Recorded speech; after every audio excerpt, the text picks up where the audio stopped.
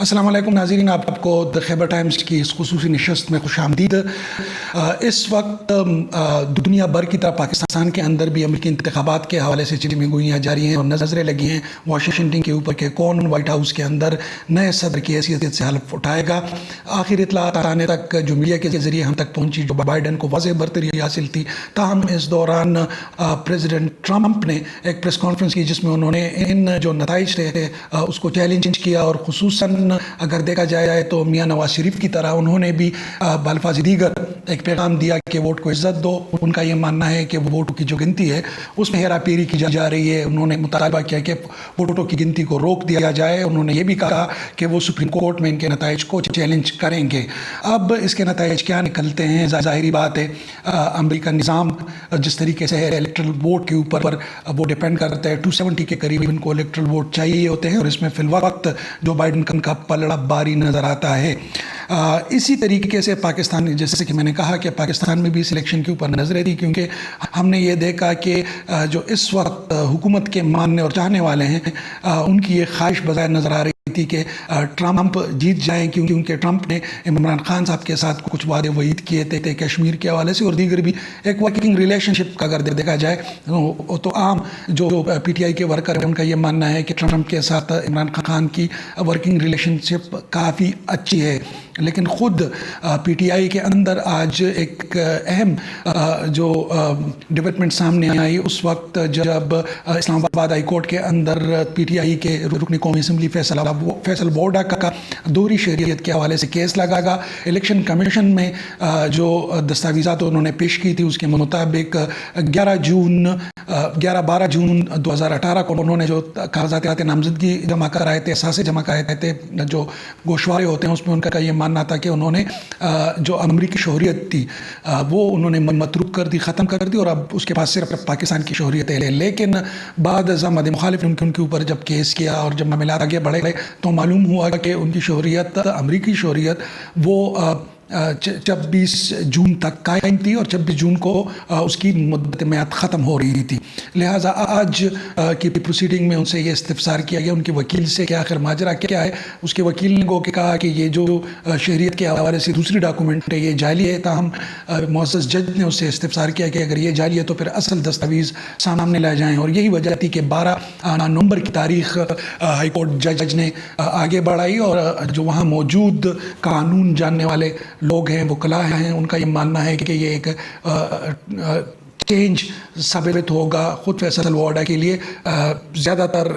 جو خدشات اور امکانات کا اظہار کیا گیا اس کے مطابق فیصل بورڈا کی رکنیت معطل ہو سکتی ہے۔ آپ کو یاد ہوگا کہ پی ڈی ایم کے پلیٹ فارم سے جو اپوزیشن قائدین تھے انہوں نے بار بار فارن فنڈنگ کیس کا ذکر کیا، وہ بھی الیکشن کمیشن کے ہی کوریڈور میں موجود ہے، اور اب جب کہ مظاہروں اور اسمبلی سے استعفوں اور فوج اور حکومت کے بیچ دوریوں والے جو سارے معاملات ہیں وہ فی الوقت بیک ڈراپ میں نظر آ رہے ہیں، یا ایسے لگ رہا ہے کہ ان پر کافی حد تک حکومت نے قابو پا لیا ہے۔ اور جو سب سے بڑا ان کو اس وقت چیلنج درپیش ہے، گزشتہ روز بھی اس پر ہم نے بات کی، وہ مہنگائی اور مس مینجمنٹ کا ہے جس پر حکومت قابو پانے کی کوشش کر رہی ہے۔ اس حوالے سے اب اپوزیشن کی بھی دیکھیں تو ان کی جیب میں جو ٹرمپ کارڈ ہے، جو ترپ کا پتہ ہے، وہ فی الوقت وہی فارن فنڈنگ کیس ہے، اور وہ اتنا خطرناک کیس ہے کہ اگر اس کا فیصلہ تحریک انصاف کے خلاف آ جاتا ہے تو نہ صرف ان کی رکنیتیں منسوخ ہو سکتی ہیں قومی اسمبلی، صوبائی اسمبلیوں سے، بلکہ اس پوری پارٹی کے اوپر بین لگ سکتا ہے، کیونکہ لگ بھگ 6 کے قریب ایسے اکاؤنٹ ہیں جس پر مشتبہ اکاؤنٹ سے پیسے ٹرانسفر کیے گئے ہیں، جس پر اعتراض اٹھایا ہے الیکشن کمیشن میں۔ ان کے جو مخالف ہیں انہوں نے تحریک انصاف کی جماعت پر فارن فنڈنگ کیس کے حوالے سے یہ اعتراضات اٹھائے ہیں۔ اس کے علاوہ جو اہم ڈیولپمنٹ ہے، جیسا کہ میں نے ذکر کیا کہ خان صاحب نے بھی اپنی پلیئرز اور ٹیم کے جو اہم پلیئرز ہیں ان میں تبدیلیوں کا دیا ہے۔ پنجاب کا اگر آپ دیکھیں تو فردوس شکاوان کو مشیر اطلاعات نامزد کر دیا گیا ہے، انہوں نے قلم دن سنبھال بھی لیا ہے، اور یہ وہی فردوس شکاوان ہے جس کے حوالے سے میڈیا کے اوپر بھی رپورٹیں چلی تھی، اور خود حکومتی حلقوں میں بھی یہ بات تھی کہ انہوں نے کرپشن کی تھی، اور کرپشن کی بنا پر ان کو عہدے سے ہٹایا گیا۔ بعد ازاں ان کے قریبی حلقوں کا یہ ماننا ہے کہ ان کی جب ہوئی تھی وزیر اعظم کے پرنسپل سیکرٹری اعظم خان کے ساتھ، جس کے بعد اعظم خان نے ان کو چیلنج کیا تھا کہ وہ زیادہ دیر اس عہدے پر رہنے نہیں دیں گے. اور یہی ہوا تھا کہ جیسے ہی وہ پرائم منسٹر سیکریٹریٹ سے باہر نکلی تو ساتھ ہی ان کے خلاف کیمپین کا آغاز بھی ہوا, ان کے مبینہ کرپشن کے حوالے سے, اور ساتھ ساتھ میں ان کو جو وزارت تھی اس سے بھی فارغ کیا گیا. لیکن اب قریبی حلقوں کا یہ ماننا ہے کہ پیرنی صاحبہ کے ذریعے انہوں نے دوبارہ گیم کے اندر انٹری ماری ہے. اب ایک سوال اور اٹھایا جا رہا ہے خیبر پختونخوا میں. اجمل وزیر جو لگ بھگ اسی جو عہدہ ہے خیبر پختونخوا میں, یعنی مشیر اطلاعات کا,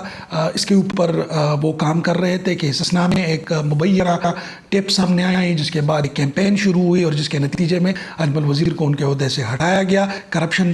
کے معاملات پر, اور پھر ایک انکوائری بھی بٹھائی گئی. کافی عرصہ ہوا ہے اس انکوائری رپورٹ سامنے نہ آ پائی, لیکن ساتھ میں یہاں پر ذکر کرنا ضروری سمجھتا ہوں کہ اسلام آباد کے معاملات کس طریقے سے چلتے ہیں پرائم منسٹر سیکریٹریٹ میں, بنگالہ میں, اور اس دوران مختلف لابیز ہیں. تو اگر دیکھا جائے جیسے کہ میں نے عرض کیا کہ فردوسہ شکاوان پیرنی صاحبہ کی جو لابی تھی خاتون اول کی, اس کے ذریعے انہوں نے انٹری ماری ہے. اجمل وزیر کی لابی کا اگر ذکر کیا جائے جس کے ذریعے انہوں نے انٹری لی تھی, جو ذرائع ہیں ان کا یہ ماننا ہے کہ زلفی بخاری ہی وہ کانٹیکٹ پرسن تھے جنہوں نے اپنا ووٹ اجمل وزیر کے حصے میں ڈالا, اور تب ان کو اس پوزیشن پر لایا گیا خیبر پختونخوا میں. لیکن اب آپ دیکھ رہے ہیں کہ کس طریقے سے زلفی بخاری جو لابی ہے وہ آہستہ آہستہ سے بیک ڈراپ میں چلی گئی ہے, اور ظاہر ہے جب تک اس کے پاس دوبارہ گیم کے پتے نہیں آتے تب تک اجمل وزیر کو دوبارہ اس, کیونکہ کہا گیا تھا کہ انکوائری کے خاتمے کے بعد ان کو دوبارہ لایا جائے گا. اب وہ کس لابی کا سہارا لیتے ہیں, کس لابی کے ذریعے انٹری مارتے ہیں, کیونکہ جیسے کہ میں نے عرض کیا کہ جس طرح انٹیلیجنس کی زبان میں وائٹ, گرے, بلیک ہوتے ہیں, لگ بھگ اسی طریقے سے ہمیں تحریک انصاف کی حکومت کے جو اراکین ہیں, جو منسٹرز ہیں, جو اراکین اسمبلی, صوبائی اسمبلی اور قومی اسمبلی کے ہیں, ان میں بھی اور ان کے عام جو لیڈرشپ ہے اس میں بھی وائٹ, گرے, بلیک ہمیں نظر آتا ہے. جیسے کہ ہم اگر ایک مثال دے رہے ہیں عاطف اور شاہرام کی, تو کافی مشکلوں کے بعد جو شاہرام صاحب تھے وہ گرے سے آلموسٹ, بلکہ میں کہوں گا بلیک سے گرے میں آ گئے اور وائٹ کی طرف جا رہے ہیں. یہی وجہ ہے کہ ان کو وزارت کا قلمدان سونپا گیا ہے. لیکن جو عاطف صاحب ہیں وہ ابھی تک گرے میں ہی کہیں ہیں. تو فی الوقت اجمل وزیر سے لگتا ہے کہ وہ گرے میں ہی ہیں. وہ کب وائٹ ہوتے ہیں یا پھر ان کو بلیک ہی کر دیا جاتا ہے, کیونکہ تحریک انصاف میں سے بہت سارے نام ہیں, درجنوں نام ہیں, اگر دیکھا جائے تو وہ وائٹ سے گرے اور گرے سے بلیک کی طرف چلے گئے, اور اب وہ تحریک انصاف میں اس پوزیشن پر نظر نہیں آتے جیسے کہ وہ کبھی نہیں نظر آیا کرتے تھے. پی ڈی ایم کی اگر ہم بات کر لیں تو پی ڈی ایم مولانا فضل الرحمان صاحب, جیسا کہ میں نے عرض کیا کہ وہ جو پشاور کے اوپر اب نظریں لگی ہیں, اسی مہینے 22 تاریخ کو جو شو پار کریں گے, اور جس طریقے سے, لیکن اس کا بھی زیادہ تر دار و مدار اگر دیکھا جائے تو نواز شریف کا جو بیانیہ ہے یا اس کے جو رابطے تھے مسلم لیگ کے فوج کے ساتھ, یا جو پیغام رسانی ہو رہی تھی اور اشارے دیے جا رہے تھے, جیسے کہ اس سے پہلے بھی مولانا صاحب کو چودھری برادران کے ذریعے اشارہ دیا گیا کہ وہ معاملات سنبھالیں گے, فی الوقت وہ دردنہ ختم کریں. تو ایک امید تھی کہ Nawaz Sharif back door diplomacy کے ذریعے وہ کچھ نہ کچھ معاملات خواجہ آصف کے ذریعے, حسن اقبال یا دیگر جو قائدین تھے وقتاً فوقتاً ان کے نام لیے جاتے رہے, تو ایک بیک ڈور کا چینل چل رہا تھا. لیکن اب ہماری اطلاعات ایسی ہیں کہ وہ جو ڈپلومیسی تھی گزشتہ روز کے ویلاگ میں بھی ہم نے ذکر کیا تھا کہ وہ اپنے اختتام کو پہنچی. اب مولانا صاحب واپس اسی احتجاجی موڈ میں آ گئے ہیں, اور جانے سے پہلے ایک اور اہم بات جو میں شیئر کرنا چاہتا ہوں یہ کہ عوامی نیشنل پارٹی نے گزشتہ دنوں جو وزیر داخلہ نے اپنے جی نے گزشتہ کیا تھا کہ نون لیگ کو این پی سے سیکھنا چاہیے, جس طریقے سے وہ ایک بیانیہ لے کر چلتے رہے اور پھر ان پر عسکریت پسندوں نے حملے کیے, ان کے لوگ شہید کیے, تو ایسا نہ ہو کہ نون لیگ کو بھی اسی طرف جانا پڑے.